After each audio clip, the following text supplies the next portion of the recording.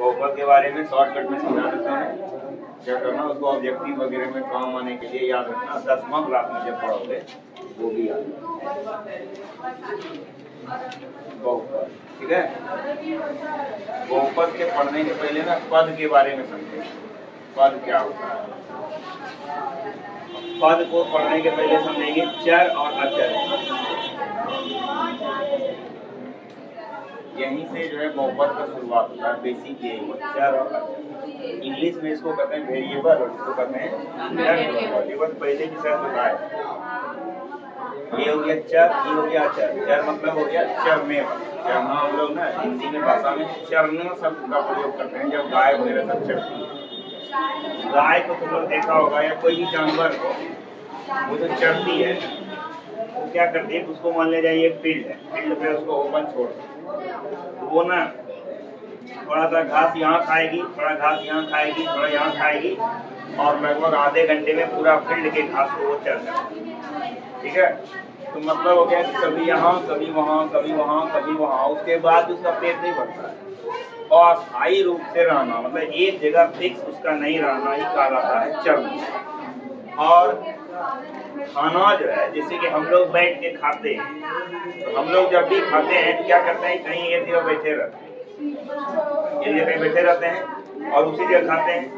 जैसे कि उसी गाय को जब नाद में दे देते हो खाने के लिए, तो गाय क्या करती है, चरती नहीं है। जब गाय नाद में बांधी हुई है तो उसको क्या कहेंगे हम लोग, गाय खा रही है कि गाय चर रही है, गाय खा रही है, चर नहीं रही, ठीक है। क्या बता रहे थे, गाय को जब जो है ना नाद में बांध देते हैं हम लोग, उसमें कुट्टी वगैरह भूसा वगैरह सब डाल देते हैं, तो हम लोग क्या करते हैं, तो क्या कर रही है, गाय चर रही है, खा रही है।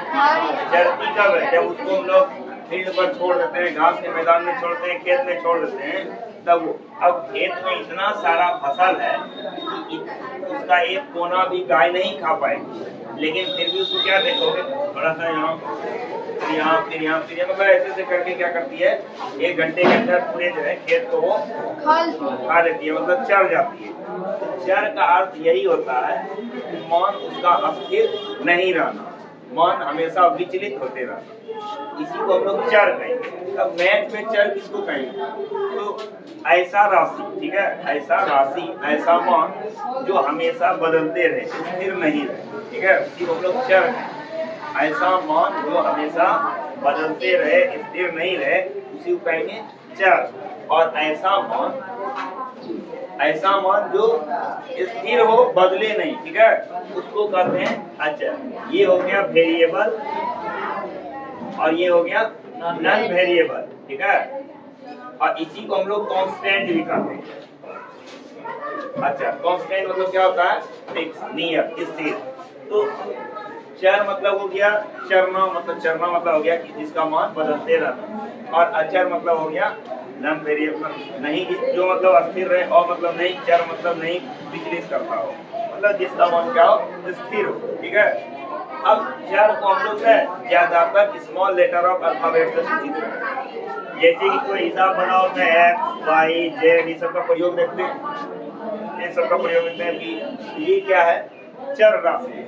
जबकि अचर जितना भी तुम्हारा संख्या है, जितना भी नंबर है, वो सारा क्या है, अचर राशि। अब अचर में जैसे ले लो 4, ये 4 एक ऐसा संख्या है, 4 का मान कहीं बदलेगा, इस कोचिंग में पढ़ो, किसी और कोचिंग में पढ़ो, कहीं भी पढ़ो, 4 का मान तो 4 ही रहेगा। ऐसे ये 4 है तो ये 4 सब जगह 4 ही रहेगा, ये कभी नहीं बदलेगा। क्लास 10 में पढ़ो, 8 में पढ़ो, 9 में पढ़ो, 12 में पढ़ो, किसी क्लास में पढ़ोगे, 4 का जो वैल्यू है ना, प्लेस वैल्यू, वो हमेशा क्या रहेगा, सेम ही रहेगा। लेकिन एक्स वाई जेड का मान देखना कि जब तुम हिसाब बनाओगे ना, तो हर हिसाब में, हर सवाल में एक्स का मान अलग है। किसी में एक्स का मान आ रहा है 2, किसी में एक्स का आ रहा है -2/3, किसी में एक्स का मान आ रहा है √3। इस टाइप का उसका मान क्या होता है, हमेशा चेंज होते रहता है, ठीक है। हमेशा एक्स का मान क्या होते रहता है, चेंज होते रहता है, ठीक। चार और अचर समझ में आ गया, ठीक है। पॉज करना है, पॉज कर दिया। चलो, ये वेरिएबल नॉन वेरिएबल समझ में आ गया। अब चर और अचर का जो सम्मिलित रूप होता है, उसको हम लोग कहते हैं व्यंजन। एक्सपेंशन। चर और अचर के सम्मिलित मतलब एक्स वाई जेड के साथ कोई नंबर जब मिल जाएगा तो उसको हम लोग क्या करते हैं, व्यंजक करते हैं, और इसी व्यंजक को ही हम लोग कहते हैं पद। ठीक है, व्यंजक जब चर और अचर एक साथ मिलेगा तो उसको हम लोग क्या कहते हैं, व्यंजक, और उसी व्यंजक को कहते हैं पद। ठीक है, अब अगर एक व्यंजक है, चर और अचर का कॉम्बिनेशन एक है तो एक पद हो गया। दो है, कितना पद हो गया, दो पद। एक पद अगर हो तो उसको हम लोग कहते हैं मोनोमियल। ठीक है, अगर दो पद हो,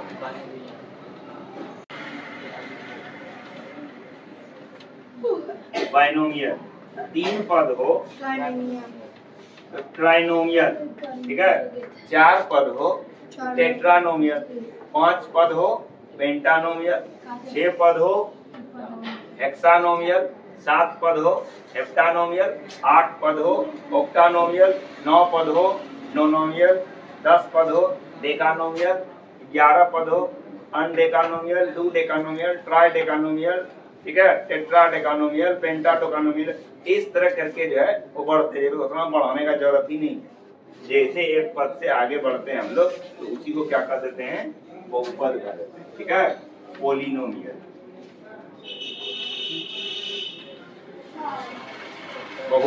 बहुत सारा पद होते हैं। एक पद से जैसे आगे बढ़े, दो या दो से अधिक पद में घुसे तो उसको क्या कर देंगे, बहुपद कर देंगे। उतना अलग अलग करने की क्या जरूरत है, एक पद दो पद। लेकिन जो है अगर एक पद रहे तो उसको हम लोग एक पदी व्यंजक कहेंगे, दो पद रहे तो द्विपदी व्यंजक कहेंगे, तीन पद रहे तो त्रिपदी व्यंजक कहेंगे। ठीक है, अब बात समझ में। लेकिन एक के बाद सीधा सारे जो है एक पदी, द्विपदी, त्रिपदी, बहुपदी, जितना ही प्रकार का पद है सबको हम लोग क्या कर देते हैं, बहुपद कर देते हैं। इसका जो स्ट्रक्चर कैसा होता है, यही व्यंजक का जो रूप होता है ना एक से अधिक, उसी को हम लोग बहुपद करते हैं। जैसे हो गया कि एक्स, एक्स क्या है, चर है कि अचर है, एक चर है। ठीक है, तो इसको हम लोग कहते हैं व्यंजक, पद कहते हैं। इसको हम लोग क्या कहते हैं, पद कहते हैं। ठीक है, एक्स को हम लोग पद कहते हैं, एक्स हो गया पद। अब देखो हम थोड़ा देर पहले बोले थे कि चर और अचर के सम्मिलित रूप को ही पद कहा जाता है, नहीं व्यंजक है। तो यहाँ तो सिर्फ चर दिख रहा है, अचर दिख रहा है, इसमें संख्या दिख रहा है, संख्या इसमें है, छिपा हुआ है। ठीक है, आगे में 1 into x, 1 into x अच्छा लगता है सुनने में, देखने में खराब टाइप का लग रहा है। 1 आइडेंटिटी नंबर है, इसको किसी भी संख्या से हम लोग गुना करते हैं या भाग देते हैं तो कोई असर नहीं पड़ता है, इसीलिए ये इसके साथ गुना में नहीं दिखता है। तो ये हो गया अचर और ये क्या हो गया। अब 5 क्या है, खाली 5 लिए, ये क्या है, पद है या नहीं है, क्या ये व्यंजक है या केवल कांस्टेंट है। सबसे पहले तो ये नॉन वेरिएबल है, क्या है, नॉन वेरिएबल अचर है, कांस्टेंट एक संख्या है। तो क्या ये पद है, हाँ है। कैसे पद है, पद के लिए चर और अचर दोनों का होना आवश्यक है। तो ये पद है, इसमें तो अचर नहीं थे, इसमें क्या किए थे हम लोग, मल्टीप्लाई कर दिए, 1 से मल्टीप्लाई करके दिखा दिए थे कि ये वाला पार्ट इसका अचर है और ये वाला पार्ट इसका चर है। लेकिन इसमें कैसे दिखाएंगे, इसमें तो कोई भी अचर से गुना करेंगे तो वो साफ दिख जाएगा, दिखेगा ना। तो ये इसको कहते हैं हम लोग शून्येतर अचर। क्या कहते हैं इसको, शून्येतर अचर। ठीक है, शून्येतर अचर, तो इसको कहते हैं हम लोग शून्येतर बहुपद। बस x पर पावर 0 दे, क्या दे दिए, x पर पावर 0 दे। अब देखो x तो आ गया ना, इसमें x आया ना, ये x क्या है, चर है कि अचर है, चर है, और 5 क्या है, अचर है। दोनों एक साथ मिल गया, दोनों एक साथ मिला तो पद का निर्माण कर दिया, व्यंजक का निर्माण कर दिया। अब x पर पावर 0 का मान कितना होता है, तो सरल करते हैं, 5 गुना x पर पावर 0 का मान कितना होता है, 1 होता है। ये कितना हो गया, वापस 5 आ गया ना, 5 से चले थे वापस कहाँ पहुंच गए, 5। कोई भी संख्या पर जब हम लोग 0 पावर देते हैं उसका मान क्या हो जाता है, 1 हो जाता है, 1 हो जाता है। कोई संख्या पर 0 पावर देते हैं उसका मान 1 हो जाता है। सिद्ध करते हैं, देख लेते हैं उसका कैलकुलेशन करके। ज्यादा जो है डिटेल में तो जा नहीं सकोगे तुम लोग, स्टैंडर्ड नहीं है तुम लोग का। इसको शो करते हैं कोई भी संख्या पर 0 डाल के। जैसे कि ये है 5, इस पर पावर डाल दिया 0, इसका मान क्या हो जाता है? 1 हो जाता है। इसको हम लोग कैसे प्राप्त करेंगे? कोई भी संख्या पर पावर 0 देने से 1 हो जाता है। तो 8वां क्लास में तुम लोग पढ़ा है, कोई भी संख्या पर जो पावर होता है उसके बारे में तुम लोग 8वां क्लास में सब पढ़ चुके हैं। ये 0 कब होता है? 0 हम लोग कब प्राप्त करते हैं? जब समान संख्या में से समान संख्या को घटाते हैं। सेम में सेम को घटाएंगे, जैसे 5 में 5 को घटाएंगे, 6 में 6 को घटाएंगे, 2 में 2 घटाएंगे, 3 में 3 को घटाएंगे तो क्या मिलता है हमको? 0। और जिस दिन बता रहे थे नंबर सिस्टम संख्या पद्धति के बारे में बता रहे थे, उस दिन बताए थे कि 0 कहाँ से कैसे कैसे मिला था, किस परिस्थिति में उसका खोज हुआ।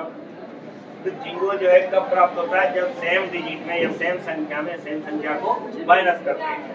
जैसे 5 में 5 को माइनस किया, 6 में 6 को माइनस किया, 7 में 7 को, ऐसे 0 प्राप्त होगा। तो कोई भी संख्या बोलो तुम लोग जिसमें घटाने पर 0 प्राप्त, कोई भी संख्या बोलो। 1 में 1, 1 को छोड़ के बोलो ना, और कोई संख्या धरती पे ना है। 5 में 5, 5 में 5, 1 में 1 भी कम, मतलब वही है, सब बराबर है। एक सब जगह एक के क्या लिखो, एक तो आइए रहा है यहाँ पे, एगो सब एक और ये हो ही गया। 5 में 5 जो है माइनस कर रहे हैं तो क्या आ रहा है? 5 में 5 0 आ रहा है। अब 8वां क्लास में तुम लोग पढ़ा है जो पावर जो है, ये 5 माइनस 5 क्या है? पावर। ठीक है, जब बेस सेम हो तो पावर जो है जोड़ या घटाओ में उसको हम लोग किस तरह से अलग करते हैं? किस तरह से अलग कर सकते हैं रे? 5 पर पावर माइनस 5 कितने अलग कर सकते हैं? ऐसे अलग कर सकते हैं, या फिर इसको मिटा दें इधर, या फिर हम लोग ऐसे अलग कर सकते हैं 5 पर पावर 5 भागा 5 पर पावर 5। जब जोड़ रहता है तो गुना आता है, जब घटाव रहता है तो भाग आता है। 8वां क्लास का चीज है ना? याद है कि काफी बराबर कर दिया। 5 पर पावर 5 भागा 5 पर पावर 5। ये माइनस क्या करता है? माइनस पावर को प्लस करने के लिए क्या करते हैं हम लोग? भाग में बदल देते हैं। और जोड़ पावर को जोड़ पावर रहता है तो गुना में तो रहता ही है। तो ऐसे लिखो या फिर ऐसे लिखो। अब भाग मतलब हो गया बटे 5 पर पावर 5 बटे 5 पर पावर 5। ये दोनों कट गया, कितना आ गया? इसका मतलब हम लोग किसी भी संख्या पर 0 पावर देंगे तो इसी तरह से निकालेंगे तो क्या मान आ जाएगा? उसका 1 आ जाएगा। कोई भी संख्या पावर 0, कोई भी चीज पर पावर 0 दो तो उसका मान क्या हो जाएगा?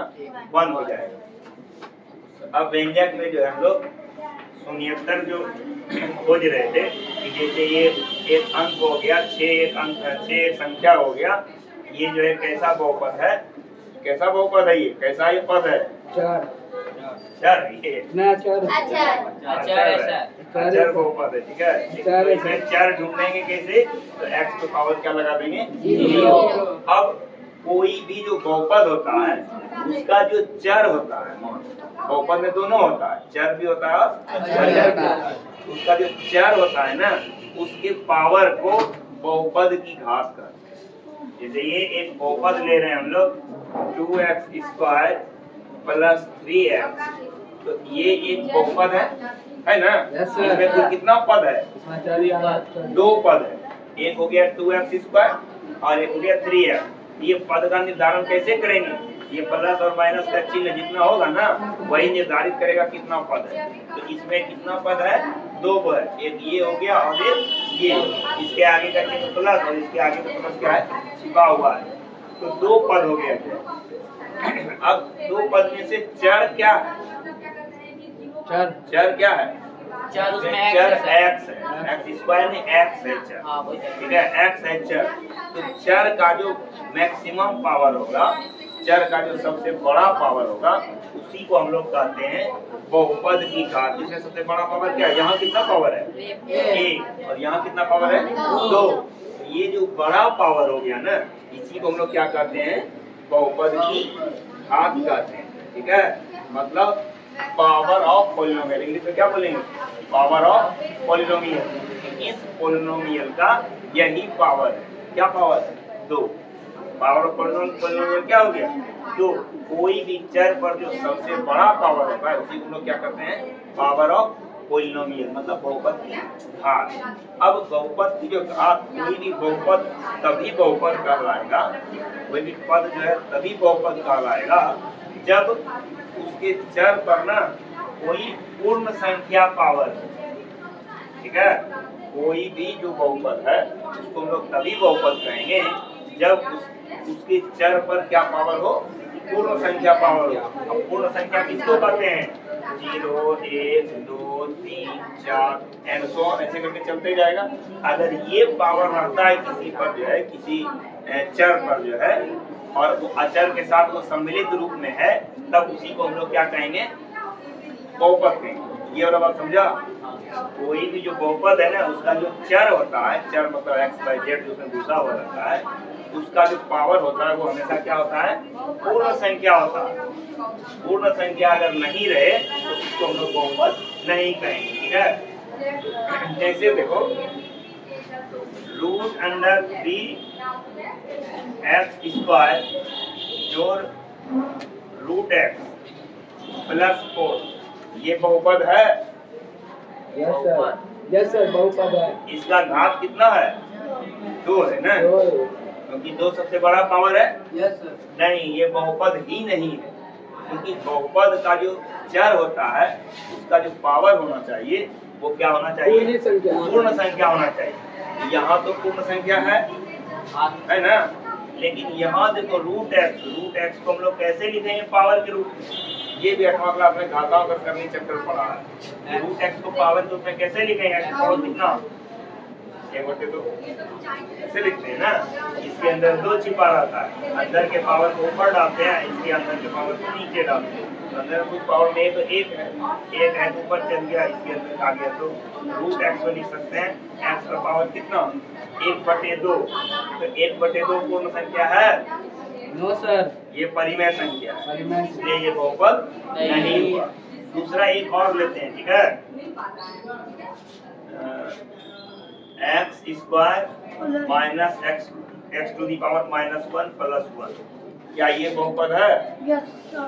मतलब x² है, सबसे बड़ा पावर 2 है बहुपद, नहीं बहुपद, क्योंकि इसमें x का जो पावर है ना माइनस में है, पूर्ण संख्या माइनस में तो होती ही नहीं। जब भी बहुपद को ऐसा क्वेश्चन ऑब्जेक्टिव वगैरह में आता है, निम्न में से कौन बहुपद है, निम्न में से कौन बहुपद नहीं है, तो कैसे पहचानेंगे? सीधा उसका जो चर है ना, वेरिएबल x, तो उसके मान को देखेंगे, उसके पावर को देखेंगे। उसका पावर पूर्ण संख्या सारा का, यानी कि एक आगे का देख लिए बस हो गया, सारा उसका जो होना चाहिए, सारा उसका पावर क्या होना चाहिए? चर का पूर्ण संख्या होना चाहिए। 0, 1, 2, 3, 4 जो एंड सो ऑन जो भी। अब ये बताओ कि ये वाला है कि नहीं? x² √3x² प्लस √2x जोड़ 1, ये है बहुपद? है। ये है। हम लोग को नंबर संख्या को देखना ही नहीं है, अचर को देखना ही नहीं है, हम लोग को सिर्फ देखना है चर वाले को और उसके पावर को देखना है। जैसे इसको x को देखेंगे तो यहाँ x का क्या है? स्क्वायर है, यहाँ x पावर 1 है, यहाँ x का पावर कितना है? 0 है। तो सब ठीक है, पूर्ण संख्या पावर है, इसका मतलब ये बहुपद है, ठीक है? अच्छा, ये बहुपद कैसा बहुपद है? इसमें कितना पद है? 1, 2, 3 है, त्रिपदी बहुपद है। ये कैसा बहुपद है? 3 लगा के खाली, ये त्रिपदी बहुपद है, ठीक है? अच्छा, इस बहुपद की घात क्या है? बहुपद की घात किसको कहते हैं? कोई भी बहुपद में जो x होता है, मतलब चर जो होता है, चर का जो सबसे बड़ा पावर होता है, उसी को हम लोग बहुपद की घात कहते हैं। तो इस बहुपद में सबसे बड़ा पावर x चर का कितना है? 2 है। इसकी घात कितनी हो गई? 2, ठीक है? एक और क्वेश्चन लिख रहे हैं जो है x3x माइनस 2x पर पावर 4 और plus 3x to the power 10 minus 4, ये है तुम्हारा। अब बताओ कि ये पहले बहुपद है कि नहीं है? बहुपद है। अब बहुपद अगर है तो इसका घात क्या है? बहुपद का घात क्या है? 10 है, क्योंकि चर का सबसे बड़ा पावर क्या है? 10। चलो बताओ, ये 7, ये बहुपद है? नहीं है। एक पद ही बहुपद है, एक पद है इसमें। Yes. तो इसमें x इसका घात कितना हो गया?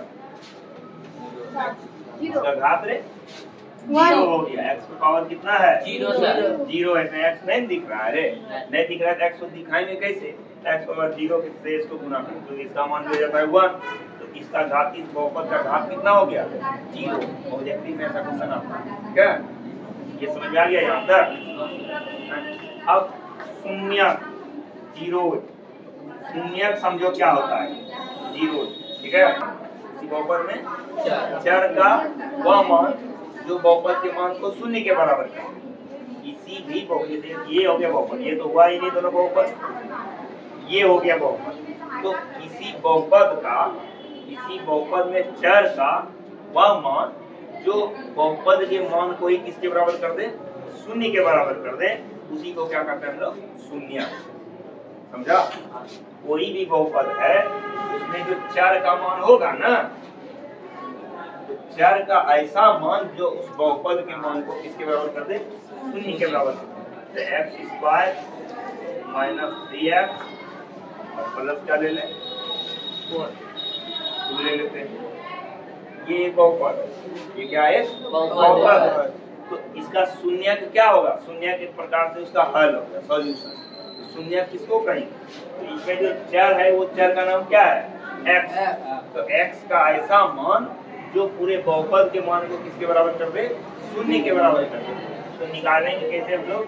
x² माइनस 3x प्लस 2, इसी को शून्य के बराबर कर देंगे, ठीक है? इसी को क्या कर देंगे? शून्य के बराबर कर देंगे। और अब इसको गुणनखंड विधि द्वारा पिछले क्लास में पढ़ चुका है। इसका गुणनखंड को x² minus x minus 2x plus 2 बराबर 0। अब ये गुणनखंड कैसे करते हैं ये सब पहले क्लास में पढ़ चुका है। गुणनखंड करने का सबसे आसान तरीका क्या है? इसके कोफिशिएंट। कोफिशिएंट किसको कहते हैं? कोफिशिएंट को हिंदी में कहते हैं गुणा, गुणा का अंक। तो इसके आगे जो संख्या गुना है इसको इससे मल्टीप्लाई कर दो, ठीक है? कितना आ गया रे? 2 आ गया। अब ये जो बीच में है ना, इसको इस ढंग से 2 टुकड़ा करना है कि जोड़ने या घटाने के बाद ये खुद आ जाए, लेकिन उसको जब गुना करें तो इसके बराबर आना चाहिए। उसके कोफिशिएंट को, गुणांक को, पूरे x वगैरह को। चलिए, तो -3 को अब तोड़ते हैं 2 टुकड़ा में, -1 और -2, ये दोनों मिलके कितना हो जाएगा? -3 मिल गया। अब दोनों को गुना करो, माइनस माइनस 2 1 2 1 2 आ गया, 2 मिल गया ना? ये इसका मतलब ये इसका गुणनखंड हो जाएगा। अब दोनों में देखो कॉमन आ रहा है x -1 हो गया, यहाँ -2 कॉमन आ गया, यहाँ भी हो गया x -1 बराबर 0। फिर इसको लोग क्या करते हैं? x -2 और x -1 बराबर 0। मतलब x -1 कॉमन ले लिए तो बच गया x -2। अब दोनों को हम लोग क्या कर सकते हैं? फिर 0 के बराबर कर देते हैं। ये कौन सा लॉजिक है कि दोनों 0 के बराबर हो? कोई भी संख्या का गुणनफल 0 तभी होता है जब उसमें कम से कम एक कोई भी संख्या 0 के बराबर है। कोई भी, जैसे 3 को 4 से, 5 को 6 से, 6 को -√2 से, -√2 को 3/4 से, इस तरह गुना करेंगे 0 आएगा? कभी 0 नहीं आएगा। 0 कब आएगा? जब कोई संख्या में हम लोग उसको 0 से गुना करेंगे। तो कोई भी संख्या का गुणनफल 0 तभी आता है जब उसमें कम से कम एक संख्या क्या हो? 0। अब यहाँ ना बराबर 0 लिखा हुआ, मतलब या तो ये 0 है या तो ये 0 है। अब हमको तो पता नहीं कि कौन 0 है, इसीलिए हम लोग दोनों को 0 के बराबर। यहाँ देखिए डॉट, मतलब ये डॉट सेमीकोलन दिया हुआ है, इसका मतलब वही हो गया या तो ये 0 या तो ये 0। अगर ये 0 है तो x का मान कितना? 2। अगर ये 0 है तो x का मान कितना? 1। अब ये 2 और 1 जो है ना, इसी को हम लोग कहते हैं शून्य, ठीक है? अब चेक कर लेते हैं परिभाषा। परिभाषा क्या था कि चर का वह मान जो बहुपद के मान को शून्य के बराबर कर दे, उसी को हम लोग कहते हैं शून्य। टेस्ट कर लेते हैं। ये चीज जो है ना बताना भूल गए कि बहुपद को सूचित किससे करते हैं? px। किससे सूचित करते हैं? px। इसका फुल फॉर्म क्या होता है? Polynomial of x। px का क्या हो गया? Polynomial of x। px मतलब हो गया पॉलिनोमियल ऑफ x। इससे सूचित करते हैं। अब x का मान हम लोग क्या निकाले? 2। x का मान क्या निकालना है? 2। तो यहाँ 2 रख के देख रहे हैं, x के जगह पे क्या रख रहे हैं? 2 रख रहे हैं। रखो 2 का स्क्वायर कितना हो गया? 4। यहाँ पहले रख देते हैं, सजा देते हैं इसको, बाद में सरल करें। 2 दूना 4, 3 दूना 6, माइनस में प्लस 2, 4 2 6 में 6 घटा कितना हो गया? देखो 2x का मान रखे तो बहुपद का मान क्या बन गया? 0 बन गया। एक और है उसको भी रख के देख लेते हैं। 1 रखे, x के जगह पे रखो 1, 3 गुना 1 जोड़ 2, ये कितना हो गया? 1 माइनस 3 1 3 और 2, 2 1 3, 3 में 3 घटा कितना हो गया? 0। ये मान रख रहे हैं तो बहुपद का मान क्या आ रहा है? 0 के बराबर आ रहा है। इसका मतलब इसी को क्या कहेंगे हम लोग? बहुपद। मतलब कुछ आ रहा चल रहा है रे। ये जो है शून्य का परिभाषा फिर से बोल रहे हैं, चर का ऐसा मान जो बहुपद के मान को शून्य के बराबर करते हैं उसे हम लोग क्या कहते हैं? शून्यांक कहते हैं। तो शून्यांक, इस बहुपद का शून्यांक क्या था? 2 और 1।